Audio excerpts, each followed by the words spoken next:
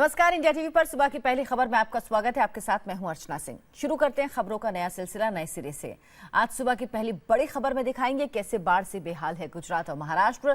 साथ ही दिखाएंगे world cup final के लिए कितनी तैयार हैं देश की बेटियां। लेकिन उससे पहले देखिए अभी तक की 25 बड़ी खबरें।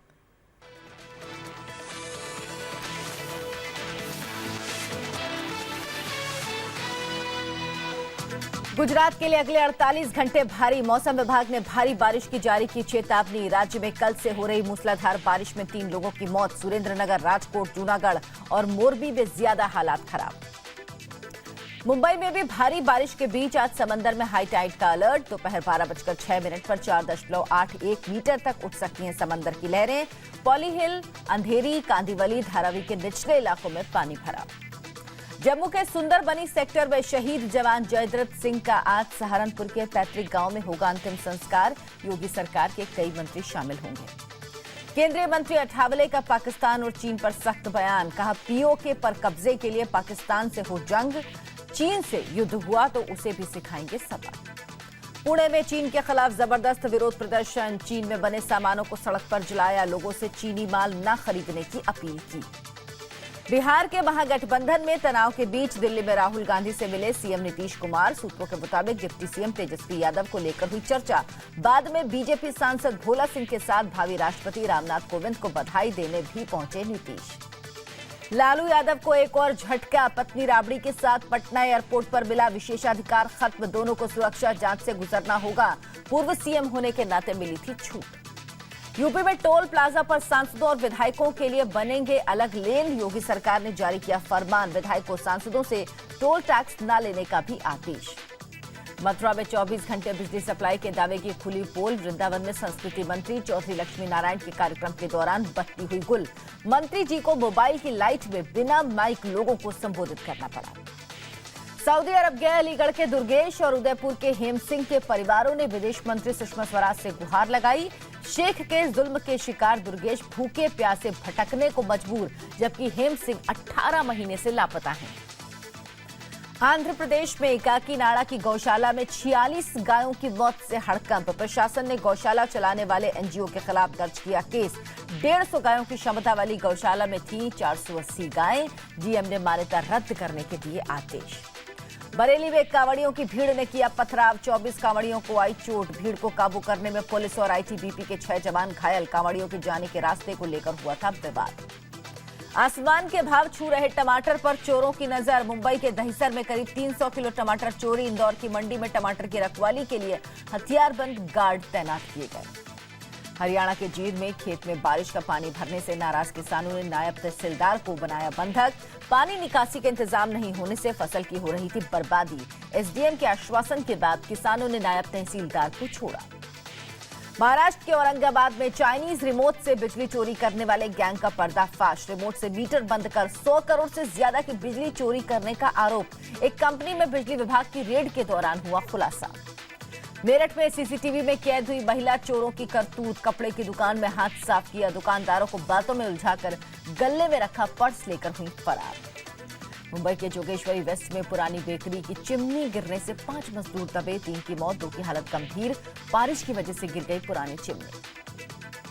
दिल्ली के जहांगीरपुरी में तेज रफ्तार मिनी ट्रक ने 3 बच्चियों को कुचला। 9 साल की बच्ची की मौके पर मौत। लोगों ने आरोपी ड्राइवर को पुलिस के हवाले किया।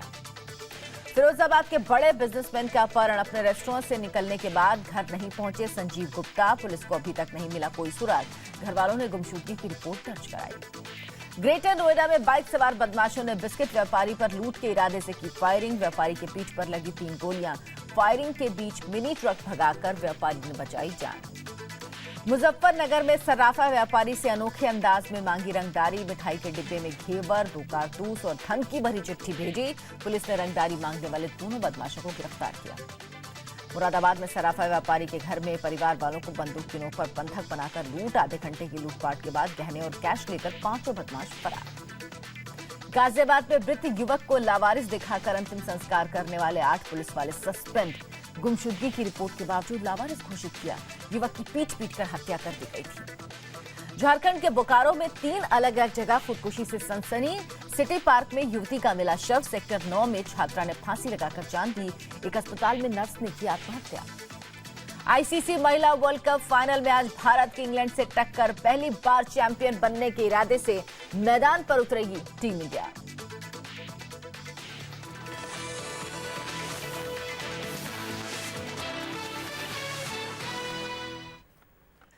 5 मिनट 25 खबरों के बाद आज की पहली खबर में बात हिंदुस्तान की उन बेटियों की जिन पर आज 125 करोड़ लोगों की आंखें टिकी हुई हैं। आज दोपहर के बाद एक बार फिर पूरा देश टीवी से चिपक जाएगा, क्योंकि भारतीय महिला क्रिकेट टीम आज वर्ल्ड कप फाइनल का खेल खेलने वाली है। भारतीय महिला टीम अगर ये मुकाबला जीतती है तो महिला वर्ल्ड कप के 44 साल के इतिहास में पहली बार वर्ल्ड चैंपियन बनेगी। पूरा देश दुआएं कर रहा है, धाकड़ बेटियां लॉर्ड्स के मैदान में तिरंगा लहराएं। हाँ, 100% लग रहा है इंडिया जीतेगी, because first match he England के साथ हुआ था। स्ट्रॉन्ग टीम है काफ़ी इंग्लैंड, और हम लोग जीत भी गए थे अच्छे इससे। तो ऐसे लग रहा है कि 90% तो इंडिया जीतना चाहिए इंग्लैंड के साथ। आज लगान वसूलेंगी भारत की बेटियां। वर्ल्ड कप फाइनल में इंग्लैंड से सामना, भारत के लिए चैंपियन बनने का सुनहरा मौका। मिताली राज जैसी नंबर 1 बल्लेबाज है, हरमनप्रीत कौर जैसी धाकड़ खिलाड़ी 6 बार की चैंपियन और आईसीसी रैंकिंग में नंबर 1 टीम ऑस्ट्रेलिया को हराकर फाइनल में पहुंची हैं ये धाकड़ बेटियां। सेमीफाइनल में पहुंचने के लिए टीम इंडिया ने आईसीसी के नंबर 3 की टीम न्यूजीलैंड को हराया। इससे पहले लीग मुकाबले में भारत ने आईसीसी रैंकिंग में नंबर 2 टीम इंग्लैंड को हराकर ही अपना सफर शुरू किया था। I am happy, let's hope ये final we have given a message to the team, go and enjoy yourself, play, don't worry about the result, if you play well you will win. So, ये है that all the best to the Indian women's cricket team. UP की योगी सरकार ने सूबे के शहरों में 24 घंटे और गांव में 18 घंटे बिजली देने का ऐलान कर रखा है। लेकिन 2 दिन पहले मीडिया में यूपी के एक मंत्री की चिट्ठी लीक हो गई थी, जिसमें वो बिजली मंत्री से अपने जिले में बिजली कटौती की शिकायत कर रहे थे। और अब यूपी के कैबिनेट मंत्री के कार्यक्रम के दौरान उस समय बिजली चली गई जब वो भाषण दे रहे थे। वो बिजली मंत्री के शहर में आप देखिए क्या हुआ जब मंत्री जी के भाषण के वक्त बिजली गुल हो गई। दिन संस्कृति विभाग के द्वारा प्रारंभ किया गया है, जिसे 3-4 चित्रकूट पर भी दिन संस्कृति विभाग के द्वारा प्रारंभ किया गया है, जिसे 3-4 चित्रकूट पर भी दिन भजन और संध्या कीर्तन का प्रोग्राम प्रारंभ किया गया है। मंच पर यूपी के कैबिनेट मंत्री चौधरी लक्ष्मी नारायण भाषण दे रहे थे। यूपी की योगी सरकार की तरफ से शुरू किए गए सांस्कृतिक कार्यक्रमों का बखान कर रहे थे, लेकिन तभी बत्ती गुल हो गई। मंत्री जी के भाषण देते देते जैसे ही बत्ती गुल हुई, हॉल में बैठे लोगों ने मोबाइल के टॉर्च से हॉल को रोशन करने की कोशिश की। मोबाइल के टॉर्च से पूरा हॉल जुगनू की रोशनी जैसा दिखने लगा। हॉल में बत्ती गुल हो गई थी, लेकिन मंत्री जी का भाषण नहीं रुका। वो अंधेरे में ही सूबे की सरकार की सांस्कृतिक कार्यक्रमों की चर्चा किए जा रहे थे। आपको जान के ये प्रसन्नता होनी चाहिए, एक आदरणीय योगी जी ने ये भी निर्देश दिया है, एक भगवान कृष्ण की रासलीला भी 365 दिन पूरे लगातार वृंदावन में लगातार प्रारंभ हुई।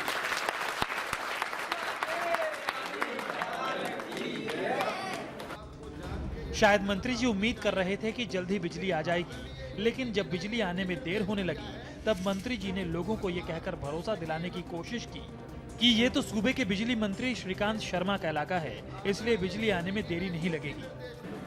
आ जाएगी बिजली मंत्री तो हमारे घर के हैं।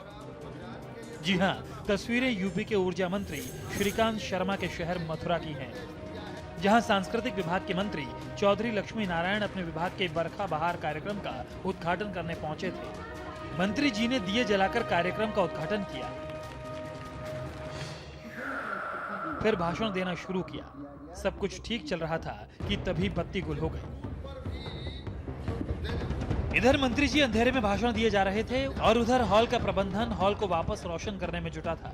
कुछ देर बाद हॉल में बिजली तो आ गई, लेकिन जब इस बारे में सांस्कृतिक विभाग की डायरेक्टर से सवाल पूछा गया तो पहले तो उन्हें जवाब देते नहीं बना, लेकिन बाद में उन्होंने इसका ठीकरा ऑडिटोरियम की बिजली व्यवस्था पर फोड़ दिया।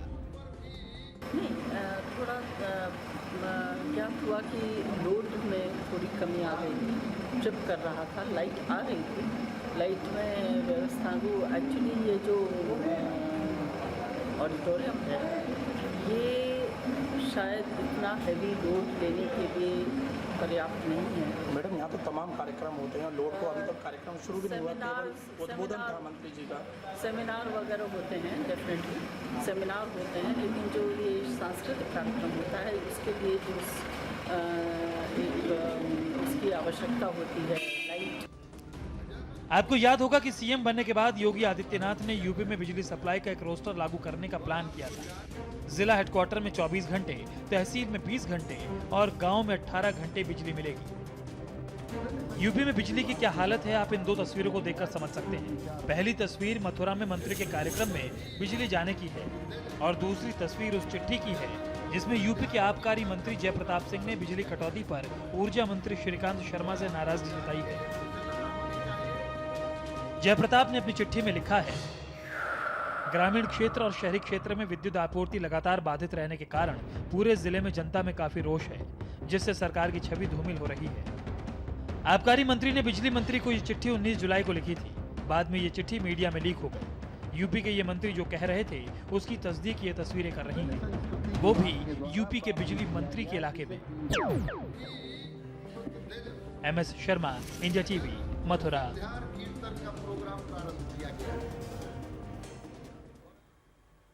कुदरत ने आधे हिंदुस्तान पर कहर बरपा रखा है। गुजरात से लेकर असम तक और महाराष्ट्र से लेकर हिमाचल तक लोग डरे सहमे हैं। सबसे बुरा हाल गुजरात का है, जहां बीते 48 घंटे की बारिश ने तो पहले से ही हाहाकार मचा रखा है। अब मौसम विभाग ने वहां अगले 48 घंटे में इससे भी ज्यादा बारिश की चेतावनी दी है। गुजरात में बाढ़ से अब तक 3 लोगों की मौत हो चुकी, जबकि NDRF और एयरफोर्स ने अब तक 200 से ज्यादा लोगों का रेस्क्यू किया। 6000 से ज्यादा लोग सुरक्षित ठिकानों पर पहुंचाए जा चुके हैं, लेकिन गुजरात पर अगले 48 घंटे और भारी पड़ने वाले हैं।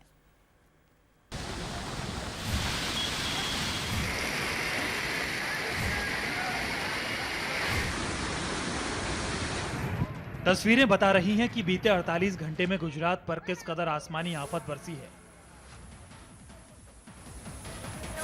नजरें जहां तक जा रही हैं, बस पानी ही पानी नजर आ रहा है।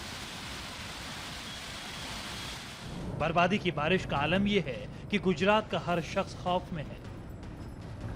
खौफ मौसम विभाग की उस भविष्यवाणी से भी है जिसमें अगले 48 घंटे में इससे भी ज्यादा बारिश का अलर्ट जारी किया गया है। मौसम विभाग के इसी अलर्ट को देखते हुए मुख्यमंत्री विजय रूपाणी ने गांधीनगर में फ्लड कंट्रोल रूम का दौरा किया। मौजूद अधिकारियों से बाढ़ के हालात का जायजा लिया, फिर दावा किया कि उनकी सरकार हर चुनौती से निपटने को तैयार है। आगामी 48 आवर्स बारिश की चेतावनी भी है और पूरी नजर रखते हुए स्टेट एडमिनिस्ट्रेटिव हमारा तंत्र भी काम कर रहे हैं। गुजरात में तबाही की सबसे हैरान करने वाली तस्वीर सुरेंद्रनगर से आई। यहाँ आसमान से ऐसी आफत बरसी कि पूरे जिले में जैसे वर्षा आपातकाल लग गया, जो जहां था वहीं फंस गया। बर्बादी की बाढ़ को देखते हुए रेस्क्यू ऑपरेशन का जिम्मा NDRF और वायुसेना को सौंपा गया। उफनती लहरों के बीच एक इमारत की छत पर जान बचाने के लिए कुछ लोग चढ़ गए। वायुसेना के हेलीकॉप्टर ने मोर्चा संभाला। रस्सी के सहारे छत पर फंसे लोगों को सही सलामत रेस्क्यू किया गया। अब सुरेंद्रनगर में दूसरे ऑपरेशन की तस्वीर देखिए। अचानक आई बाढ़ से पूरा इलाका डूब चुका था। कई परिवार बाढ़ के पानी में फंस गए। मौके पर पहुंची NDRF की टीम ने बोट और रस्सी के सहारे लोगों को रेस्क्यू किया। पानी बढ़ जाएगा तो बहुत प्रॉब्लम हो जाएगा। अभी पानी थोड़ा कम है, आप लोगों को निकालने के लिए NDRF की टीम आई है। पानी में फंसे लोगों को लाइफ सेविंग जैकेट पहनाई गई ताकि रेस्क्यू के वक्त जान का कोई जोखिम ना हो। देखना, सेफ्टी का पूरा ध्यान रखना, ठीक है? सेफ्टी का पूरा ध्यान रखना है। ये आंटी का काफी ओल्ड एज का है।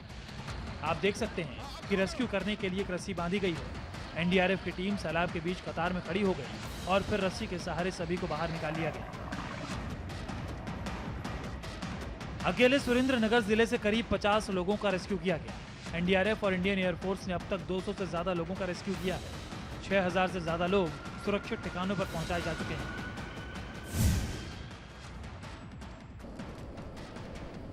तस्वीरें गुजरात के मोरबी जिले के मालिया की हैं, जहां बीते 48 घंटे में हुई भारी बारिश से बाढ़ जैसे हालात बन गए। यहां भी सड़कें डूबी हुई हैं, गाड़ियों की रफ्तार पर ब्रेक लग गया है।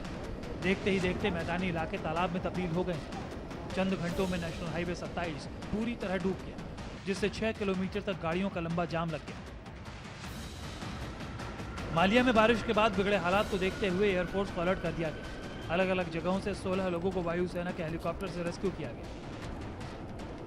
शुक्रवार शाम से गुजरात में चल रही बारिश का सबसे ज़्यादा असर सुरेंद्रनगर और मोरबी जिलों में दिखा है।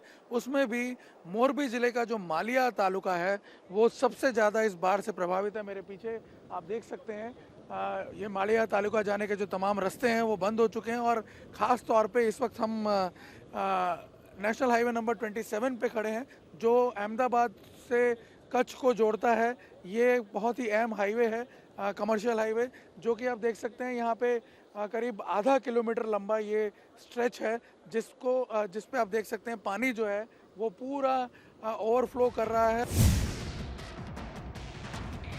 आफत की बारिश से गुजरात में ट्रेनों की रफ्तार भी थम गई। अमरेली के लिलिया में बारिश की वजह से पैसेंजर ट्रेन घंटों तक फंसी रही। भावनगर का नजारा भी गुजरात के दूसरे जिलों जैसा ही है। भारी बारिश से शहर की सड़कें समंदर में तब्दील हो गई हैं। घरों में पानी घुसने से लोगों की मुसीबत बढ़ गई। तस्वीरों में आप देख सकते हैं कि सड़क पर इतना पानी है कि हादसा किसी भी वक्त हो सकता है।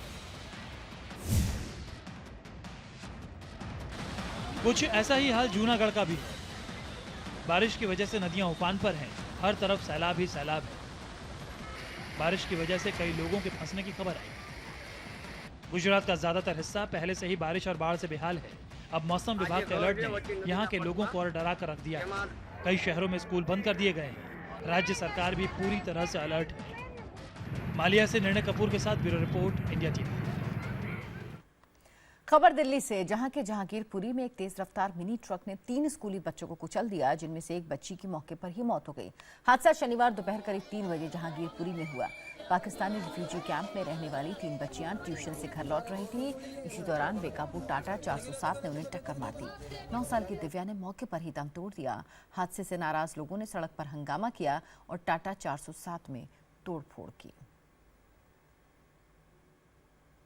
दिल्ली के जहांगीरपुर इलाके में एक बेकाबू टेम्पू ने 3 बच्चियों को कुचल डाला, जिनमें से एक बच्ची की मौके पर ही मौत हो गई। पाकिस्तानी शरणार्थी कैंप में रहने वाली 3 बच्चियां ट्यूशन पढ़ने के लिए अपने घर से निकली थी और उसी दौरान जब वो सड़क पार कर रही थी, अचानक इस बेकाबू टेम्पू के नीचे आ गई। इस बेकाबू टेम्पू ने, जो कि बेहद तेज रफ्तार पर उस वक्त बताया जाता है, उसने इन तीनों बच्चियों को कुचल दिया, जिनमें से एक बच्ची जिसकी उम्र तकरीबन 9 साल है, दिव्या उसका नाम बताया जा रहा है, उसकी मौके पर ही मौत हो गई। जबकि 2 बच्चियां ममता और कविता, उन्हें गंभीर हालत में नजदीकी अस्पताल में भर्ती करवाया गया है। हालांकि हादसे के बाद गुस्साई भीड़ ने टेम्पू पर हमला कर दिया और आप देख सकते हैं टेम्पू का जो अगला हिस्सा है, यानी कि जो शीशे हैं टेम्पू के, वो पब्लिक ने वहां तोड़ डाले मौके पर गुस्साई भीड़ ने। और इसके अलावा भीड़ ने मौके पर मौजूद जो टेम्पू चालक था मणिकांत, उसको वहीं धर दबोचा और उसको बाद में पुलिस के हवाले कर दिया गया है। दरअसल ये टेम्पू एक प्राइवेट कंपनी का है, जो कि उस वक्त जहांगीरपुर इलाके से गुजर रहा था। बेहद तेज रफ्तार पर ये टेम्पू बताया जाता है।